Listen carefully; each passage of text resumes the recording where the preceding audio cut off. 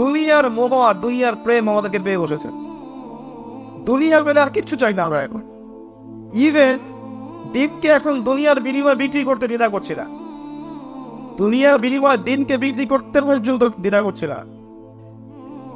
এমনি এমনি তো অবস্থা এমন হয়নি আমাদের। যে কোনো দিকে তাকাবেন, যত দুর্নীতি আছে বেশিরভাগ আমরাই করছি। দেখেন আমরা সুদ খাচ্ছি।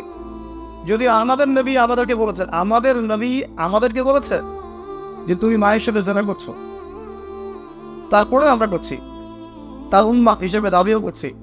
নবীর উম্মত হয়ে আমরা ঘুষ খাই। মুহাম্মদ সাল্লাল্লাহু আলাইহি ওয়াসাল্লামের উম্মত হয়ে আমরা দুর্নীতি করি। মুহাম্মদ সাল্লাল্লাহু আলাইহি ওয়াসাল্লামের উম্মাহ হয়ে আমরা নামাজ পড়ি না, ফরজ যাকাত দিচ্ছি না। অনেকে তো কোরআনের নাম শুনেছি, কখনো চোখেও দেখি নাই।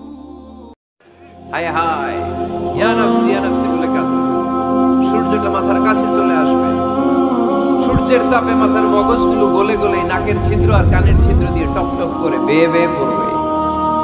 তৃষ্ণায় মানুষগুলো পাগল পাড়া, জিহ্বাটা বের হয়ে নাভি পর্যন্ত ঝুলতে থাকবে। সেদিন সবাই পাগলের মতো ছুটতে থাকবে, কোনো ছায়া নাই আল্লাহর আরশের ছায়া ছাড়া।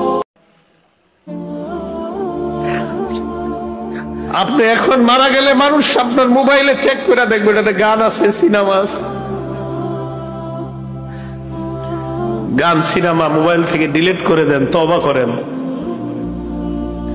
পৃথিবী সাক্ষী হয়ে যাবে যে ছেলেটা মারা গেছে, ওর মোবাইল তো সিনেমা আছে, ওর মোবাইলে নাটক আছে। মানুষ সাক্ষী হয়ে যাবে আপনার গুনাহের।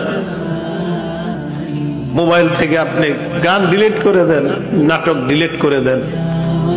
বন্ধুরা চাপ দিয়ে আমারে ফেসবুক খোলাইছিল, আমারে ফেসবুকে ইসলামী লেখালেখি করতাম। কিছুদিন পর বুঝতে পারলাম এখানে সময়ের লেখালেখি যদিও আমি করি, মানসিক যুদ্ধে লিপ্ত হইতে হয় ফেসবুকে। তো এই ব্যবসার মধ্যে পুঁজি হলো তিনটা। ব্যবসার মধ্যে পুঁজি কয়টা? তিনটা। আল্লাহ রাব্বুল আলামিন বলেন, তুমিনুনা বিল্লাহি ওয়া রাসূলিহি ওয়া তুজাহিদুনা ফি সাবিলিল্লাহ। একটা কথা মনে রাখবেন যে কোরআনের একটা আয়াত কিন্তু আরেকটা আয়াতকে ব্যাখ্যা করে। কোরআনের আয়াতগুলো হচ্ছে, আমি একটা উপমা দিচ্ছি, আকাশের তারার মতো অনেকটা। আকাশের তারা দেখেছে কখনো? সময় কোথায় তারা দেখার? এখন তো ফুটবল খেলার যুগ, খেলা দেখবে নাকি ভাই?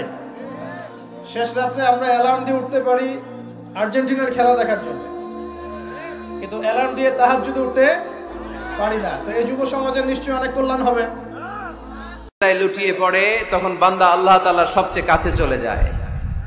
ফাকসিরু ফিহি দুআ, তাই তোমরা বেশি বেশি দোয়া করো। এজন্য সেজদায় পড়ে কি করবেন? কথা বলেন, আরো জোরে বলেন। সেজদায় কি করবেন? সেজদা দেওয়ার সময় নাই। কখন প্রভুর দরবারে হাজিরা দেব, কখন সেজদা দেব? আল্লাহর হাবিব সাল্লাল্লাহু আলাইহি ওয়াসাল্লাম বললেন, আকরাবু মা ইয়াকুনুল আবদু মির রাব্বিহি ওয়া হুয়া সাজিদ ফাকসিরু ফিহি দুআ।